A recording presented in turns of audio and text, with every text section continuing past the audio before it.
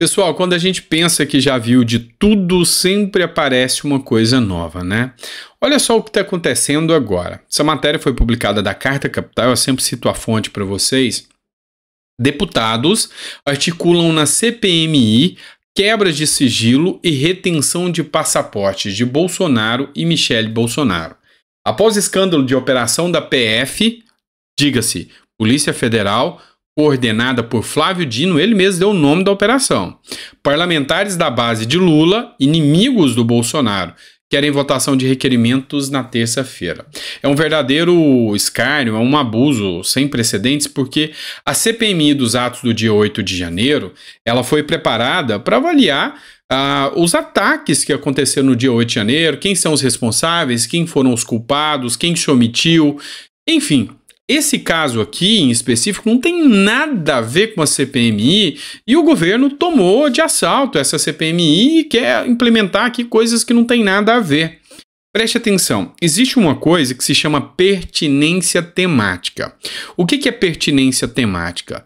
Você tem que ter algo que trata sobre o tema. Então vamos lá, eu estou falando dos ataques do dia 8 de janeiro, ou seja, quem financiou, quem se omitiu, é isso que eu busco entender aqui nessa CPMI. E aí, todos os assuntos que forem relacionados aos ataques cabem na CPMI, tem pertinência temática. Então, por exemplo, ouvir o Gonçalves Dias, que foi filmado lá dentro, tem pertinência temática? Tem pertinência temática. Agora, eles estão usando uma coisa que não tem nada a ver, que é uma situação aí de joias que eles atribuem ao Bolsonaro para reter o passaporte do Bolsonaro e da Michele Bolsonaro. Já há alguns dias eu venho falando para vocês que o plano, que a estratégia agora é a prisão de Bolsonaro, e isso tem uma grande possibilidade de acontecer. E o que alguns agora já estão aventando é que podem querer, inclusive, colocar a Michele Bolsonaro também nessa história. Então pode acontecer tanto a prisão do Bolsonaro quanto da Michele Bolsonaro. Por isso querem retenção do passaporte para que eles não saiam do Brasil e peçam um asilo político em outro lugar. Porque as atrocidades que vêm acontecendo no Brasil são latentes. Por exemplo, essa ação que foi tomada agora da Polícia Federal, a gente sabe que é uma ação amplamente política. Ou seja, tem que investigar crime? Tem, mas a gente sabe que se deu por causa da animosidade que existe entre o Bolsonaro e o governo Lula e o Flávio Dino, que é o controlador hoje da Polícia Federal. E aí, pessoal, policiais vou partir para outro assunto agora para vocês. Começou até a vazar o áudio aqui. Eu vou trazer aqui sobre os policiais, tá bom? Vamos lá, deu um atropelo aqui, mas vamos dar continuidade, não vamos parar não. Esse aqui é o Guto Zacarias, ele que é membro do MBL, Movimento Brasil Livre, e eu já disse para vocês, eu tento ser imparcial ao máximo de todas as matérias que eu trago. Então, assim como em relação ao Bolsonaro eu tenho muitos elogios, tenho críticas também, em relação ao MBL também eu tenho críticas e tenho elogios. Quando acertam, eu tô aqui para parabenizar os caras. Quando erram, eu tô aqui para criticar os caras. Por exemplo, essas idas do MBL nas universidades eu acho uma verdadeira pataquada, eu acho uma palhaçada, é coisa para se aparecer nas redes sociais. É uma coisa que não tem fundamento, não tem futuro, essa questão de ficar indo para a universidade para chegar lá e caçar briga, torcendo que apanhem. Uma hora isso vai dar merda, uma hora isso vai dar errado, vai acabar alguém morrendo e aí a coisa vai ficar feia nessa história. Então eu critico sempre. Agora, quando acerta, eu tenho que estar aqui para elogiar. Olha só o que eles fizeram. Fomos testar a popularidade da Polícia Militar em São Paulo. Isso sim, tem que fomentar a valorização dos nossos policiais, porque o outro lado quer valorizar os bandidos. Isso aqui tem que ser feito. Dá uma olhada nesse vídeo. Parabéns ao Guto Zacarias. Gostei muito dessa atitude dele. Foi uma atitude coerente. É esse tipo de coisa que eu quero ver. Tá? Esse é o tipo de atuação que eu gosto de ver. E não ficar criando briga, treta, fazendo papel de menino aí, ficar caçando briga na internet. O que eu quero mesmo é que faça um bom trabalho. E valorizar a polícia militar, esse conta com o meu apoio e eu acho que estão fazendo certo. E lembrando que o Guto Zacarias é meu funcionário, porque eu que pago os impostos e o salário vai para ele. Então eu tenho todo o direito de criticar e elogiar quando eu quiser, tá certo? E você também Esse é o cerne da democracia. Então, nessa aqui eu tô para elogiar. Dá uma olhada aí. Militares de todo o estado de São Paulo, membros da Rota, tenho um recado muito claro para vocês. Nessa semana, eu, como deputado estadual, protocolei uma moção de aplausos à Rota pelo brilhante feito que estão fazendo na Operação Escudo e anteriormente na Operação Impacto no nosso litoral de São Paulo. Muita gente disse que eu não tinha apoio, de paulistas e gente que era favorável à segurança pública. Então eu decidi vir num dos viadutos mais movimentados da cidade de São Paulo, evidentemente do estado de São Paulo, com a seguinte pergunta: buzine se você apoia os heróis da polícia, e o resultado tá sendo esse.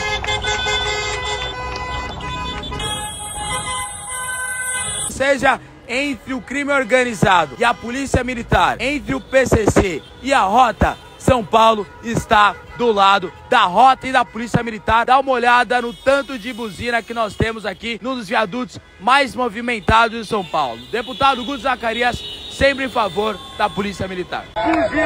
É isso aí, parabéns pelo trabalho e deixando bem claro, o cidadão de bem, o cidadão que trabalha, paga seus impostos, acorda cedo e vai enfrentar o trânsito, acorda cedo e pede a Deus para não se findar numa esquina aí com um bandido com a arma na mão que vai assaltar o seu celular, roubar o seu celular, tirar a vida sua, do seu filho, da sua filha, da sua esposa, do seu marido.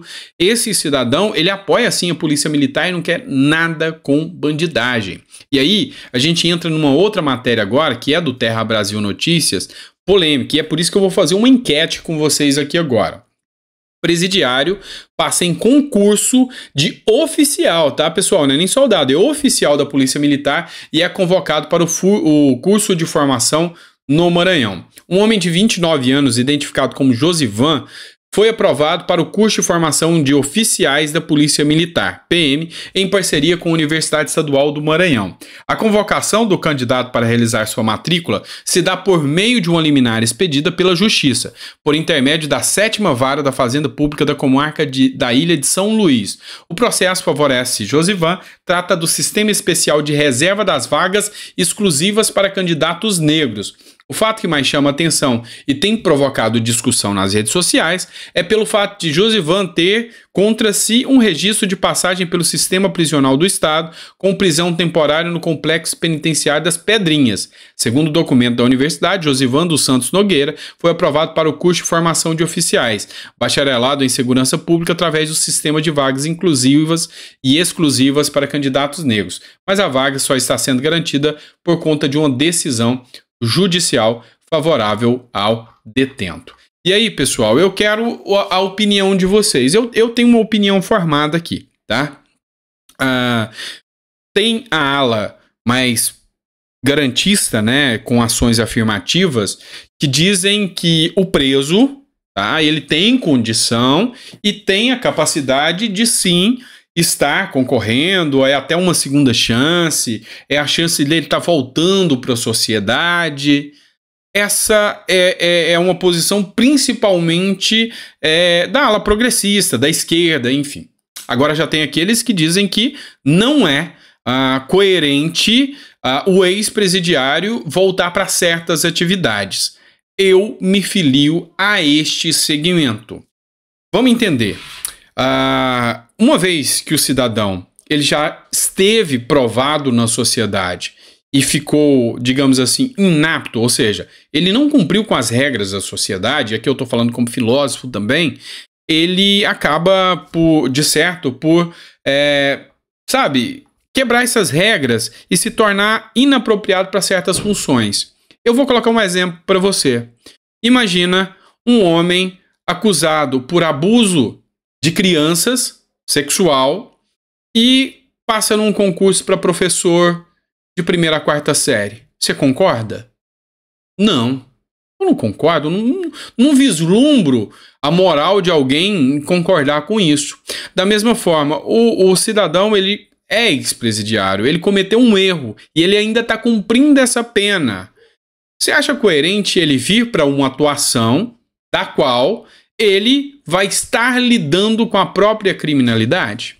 E aí, Longe de mim, não estou falando que é o caso do Josivan aqui, de forma alguma, não pensem assim, mas não podemos esquecer da influência do tráfico, tá? O que acontece hoje? Alguns presidiários ou alguns indivíduos são bancados pela criminalidade para ingressarem dentro do sistema através de concursos, tá?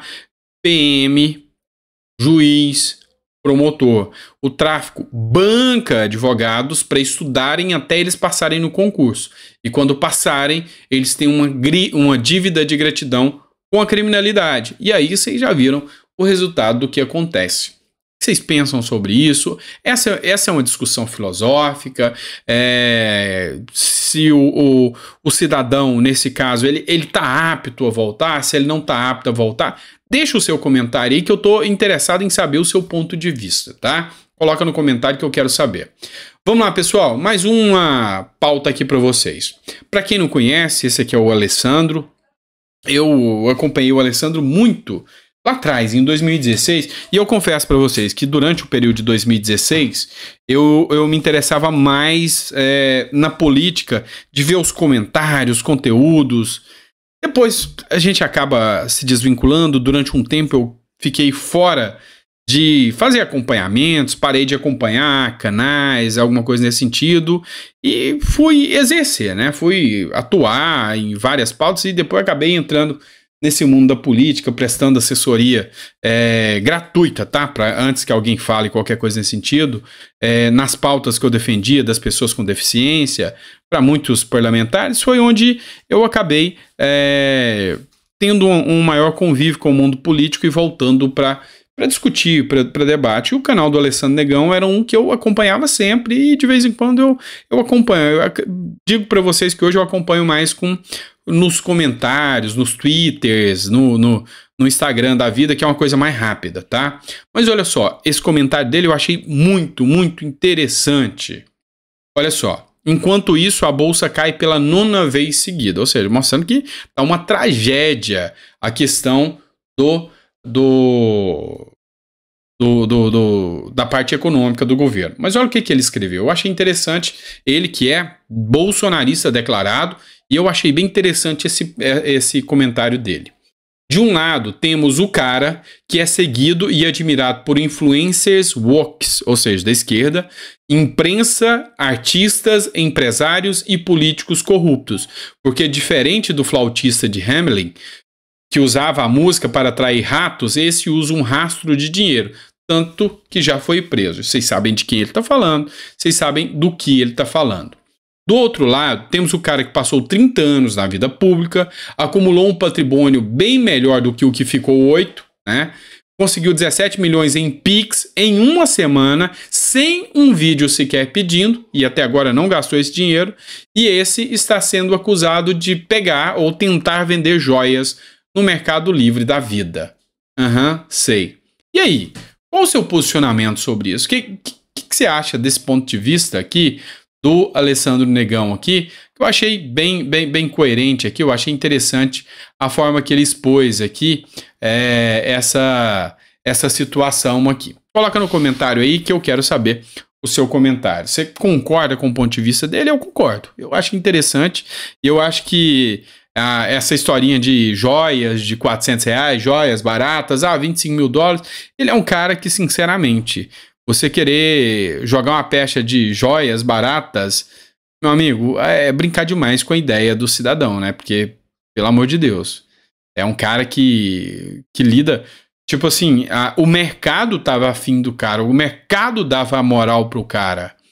Me desculpem, mas se fosse pra ser um cara igual o Bolsonaro, era pra gente estar falando de coisa aí de bilhões igual o Mensalão e o Petrolão, não era pra gente estar falando aí de joinha, isso ou aquilo, não. Então, assim, tem cara de narrativa. Então, vamos ver o que vai sair de tudo isso, né? Depois das investigações, a gente analisa as provas e fala pra vocês, mas que tem cara de narrativa, tem, tá? É isso, pessoal. Muito obrigado por ter ficado até o final do vídeo. Um grande abraço, tá? E até o próximo editorial. Grande abraço.